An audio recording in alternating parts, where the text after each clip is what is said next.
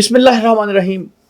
معزز خواتین و حضرات، میں سفر کرتا رہتا ہوں، سفر کر کے خوش ہوتا ہوں، اور اس سفر کے دوران میں اکثر بارڈر پہ بھی چلا جاتا ہوں. مجھے لیپا ویلی میں وقت گزارنے کا موقع ملا، چکوٹھی کے بارڈر پہ وقت گزارنے کا موقع ملا، اور پھر میں سچیت گڑھ گیا. یہ جو ہماری سیالکوٹ کے ساتھ ورکنگ باؤنڈری ہے، یہ یہاں بھی مجھے جانے کا اتفاق ہوتا رہتا ہے، واگا بارڈر پہ مہمانوں کو لے کے کبھی ویسے. اور اس طرح سے میں یہ جو ہمارا قصور کا بارڈر ہے وہاں پہ بھی مجھے جانے کا اتفاق ہوا. یہ جو گنڈا سنگھ بارڈر ہے، ایک آدھ دفعہ مجھے چولستان کے بارڈر پہ بھی جانے کا موقع ملا. جب بھی میں جاتا ہوں تو میری سپاہیوں سے بات ہوتی ہے، ان کے ساتھ گپ شپ لگاتا ہوں، چائے پیتا ہوں، اور میں ان سے ہر جگہ پہ دو سوال کرتا ہوں. ایک سوال یہ ہے کہ یہ آپ کا دشمن جو ہے وہ کیسا ہے. دوسرا سوال یہ ہے کہ کیا آپ اسے ڈرتے ہیں. پہلے سوال کا جواب، خواہ وہ کشمیر ہو، خواہ وہ سیالکوٹ ہو، خواہ وہ چولستان ہو، خواہ وہ سندھ ہو، ایک ہی جواب ملتا ہے کہ دشمن بہت کمینہ ہے، دشمن بہت کمینہ ہے، ڈھیر سارا کمینہ ہے. یہ جواب ملتا ہے کیونکہ یہ وہ سپاہی ہیں جو ایک دوسرے کو سے ملتے ہیں، ایک دوسرے سے انٹریکٹ کرتے ہیں. کچھ جگہوں پہ ان کے اچھے تعلقات بھی ہیں. ایک زمانے میں جب سلمان کی بارڈر پہ میں گیا تھا تو کچھ لوگوں نے بتایا تھا کہ بعض اوقات یہ ہوتا ہے کہ یہ ہم اگر ہمارے علاقے میں ہم کو سور مارتے ہیں تو ہم انہیں دے دیتے ہیں، وہ بڑے خوش ہوتے ہیں. نیل گائے کو اگر وہ نیل گائے جو ہے وہ مار لیں تو وہ ہمیں دیتے ہیں، کیونکہ سور جو ہے وہ ادھر نہیں جاتا. یہ جب میں اس وقت کی بات کر رہا ہوں جب یہ باڑ نہیں لگی ہوئی تھی، تو پاکستانی علاقے میں سے جو سور ہوتے تھے وہ انڈیا نہیں جاتے تھے، اور انڈیا سے جو نیل گائے تھی وہ پاکستان نہیں آتی تھی. یہ جانوروں کو بھی پتہ تھا کہ وہ کہاں محفوظ ہیں اور کہاں نہیں محفوظ ہیں، اور سپاہی جو فوجی ہیں وہ ان کے ساتھ اچھے تعلقات بھی ہوتے تھے. لیکن یہ پرانی باتیں ہیں. اب صورتحال بدل گئی ہے. اب جو ہمارے سپاہیوں کا، ہمارے فوجیوں کا تجربہ ہے وہ یہ ہے کہ کمینگی کرتے ہیں. کمینگی کا مطلب یہ ہوتا ہے کہ بلا وجہ ہی فائرنگ شروع کر دیں گے، بلا وجہ حرکتیں شروع کر دیں گے، بلا وجہ عجیب و غریب مسائل پیدا کرنا شروع کر دیں گے. لیکن یہ مسئلہ جو ہے یہ صرف سڑک پہ کھڑے ہوئے بھارتی فوجی کا نہیں ہے، یہ دلی میں بیٹھے ہوئے مودی کا بھی ہے. مودی بھی کیا کرتا ہے، اس کو باہر کے الیکشن میں عوامی حمایت کی ضرورت پڑتی ہے، وہ پہلگام کا خود واقعہ کرواتا ہے، اور اس کے بعد اس واقعے کے بعد وہ جنگ جو ہے وہ مسلط کر دیتا ہے. وہ اتنی بھی تکلیف نہیں کرتا، اتنی بھی گوارا نہیں کرتا. اتنا بڑا فیصلہ کرنے جا رہا ہے، اس کے مجرموں کو سامنے لے کے آئے. پاکستان نے تو اسے کہا تھا کہ جی ہم ایک انٹرنیشنلی ایک انویسٹیگیشن کروا لیتے ہیں، اس میں ہم آپ کے ساتھ تعاون کریں گے. پاکستان کو وہ جھوٹا ہی کر دیتا ثابت، اس نے اس کی زحمت نہیں کی. اس نے کہا نہیں، جب میں نے کہہ دیے تو کہہ دیے.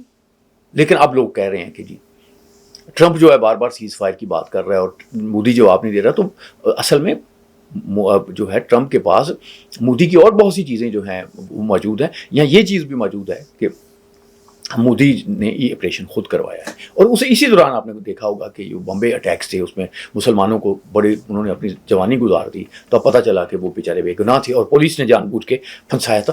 انڈین پولیس جو ہے اور انڈین ادارے جو ہیں وہ اس طرح کے کام کرتے رہتے ہیں کہ بے گناہ مسلمانوں کو پکڑ لیا، ان پہ اس طرح کی وارداتیں ڈال دی، اور پھر اس کے بعد قید میں رہے. اور یہ ان کی خوش قسمتی تھی کہ انڈین جو نظام انصاف ہے اس میں کچھ لوگ انہوں نے اس حد تک جانے سے انکار کر دیا کہ نہیں، ہم یہاں پہ نہیں جاتے. تو یہ دشمن کمینہ ہے، اور یہ مودی تک سب لوگ کمینے ہیں. سیکنڈ بات جو ہے وہ میں کرنے جا رہا ہوں وہ یہ کہ ہم نہیں ڈرتے اسے. آپ واگا کے بارڈر سے پوچھ لیں، آپ چکوٹھی کے سپاہی سے پوچھ لیں، وہ کہتا ہم کھڑے ہیں، مقابلہ کریں گے. اور اس جنگ میں پاکستانی سپاہیوں نے، پاکستانی فضائیہ نے ثابت بھی کر دیا کہ وہ مقابلہ کریں گے. لیکن جو اسلام آباد کا بابو وہ بڑا ڈرا ہوا ہے، وہ فگرز دیکھتا ہے، وہ چیزیں دیکھتا ہے، اس میں جذبہ نہیں ہے. اس نے پیسے بنائے ہیں، وہ اس کو بچانا چاہتا ہے، اس میں جذبہ نہیں ہے. لیکن جذبے کی بات ہی نہیں ہے. انڈیا جو ہے پروپیگنڈے میں بہت آگے ہے، ہندو جو ہیں پروپیگنڈے میں بہت آگے ہیں. اور یہ ابھی جو جنگ ہوئی اس میں ایک اور بات کا بھی پتہ چلا کہ پاکستان کا میڈیا پہ کنٹرول پہ الزامات تو لگائے جاتے ہیں، لیکن ہندو میڈیا جتنا کنٹرول ہے، گودی میڈیا باقاعدہ دنیا میں اب ڈسکس ہوتا ہے کہ اسٹیٹ کا اتنا زیادہ کنٹرول ہو سکتا ہے کہ اسٹیٹ کہتی ہے کہ قبضہ ہو گیا ہے. تو وہ چیک کسی بھی سورس کو چیک کرنے کی ضرورت محسوس نہیں کرتے. واٹس ایپ پہ آیا ایک میسج ہے، خبر چلا دیتے ہیں، کوئی کسی کو عزت کی پرواہ نہیں. لیکن آپ حیران ہوں گے کہ وہ جو میڈیا چینل سے یہ حرکت کی، انہوں نے معافیاں بھی مانگی، لیکن وہ اب بھی پاپولر ہے. اس کے اینکر پرسن اب بھی چھاتی پھیلا کے پاکستان کو گالیاں دیتے ہیں، بڑا بڑا منہ کھول کے. کتے پھر بھی تہذیب سے بھونک سکتے ہیں، ان کو تو بالکل کتوں جیسی تہذیب ہی نہیں ہے. تو یہ سب کچھ ہو رہا ہے. تو پاکستان جو ہے، پاکستان میں لوگوں کو، پاکستان کے عوام کو ایک بات سمجھنی چاہیے کہ ان کا دشمن جو ہے وہ کمینہ ہے، اور بھارت کو یہ سمجھنی چاہیے کہ پاکستان ان سے ڈرتے نہیں ہیں. پاکستانی جو ہیں وہ آپ کی یہ جو اکھنڈ بھارت کا آپ جس کے لیے آپ لڑ رہے ہیں، اور جس میں آپ کہتے ہیں کہ آپ دوبارہ بنا لیں گے سب لوگوں کو، مسلمانوں کو ہندو بنا لیں گے، اور ہندو بنا کے انہیں شودر بنا لیں گے، پاکستانی جو ہیں اس کی بجائے اپنی جان دینا کو پسند کریں گے. اور پاکستانیوں نے یہ ثابت کیا ہے، پاکستان بنا کے ثابت کیا ہے، پاکستان کے تحفظ سے ثابت کیا ہے. اور اب تو جو بنگلہ دیش ہے اس میں بھی پاکستان کے نعرے لگ رہے ہیں. اور یہ جو 14 اگست ہے یہ بنگلہ دیش میں بھی منایا جا رہا ہے. مسلمان کتنے بھی برے ہوں لیکن مسلمان ہوتے ہیں، مسلمان بھائی ہوتے ہیں، اور یہ بار بار ثابت بھی کرتے ہیں، اور یہ ثابت بھی ہو رہا ہے. آپ بلیو کرتے ہیں کہ ہندوستان میں جو مسلمان ہیں وہ بھی پاکستان کے ساتھ ملے ہوئے ہیں.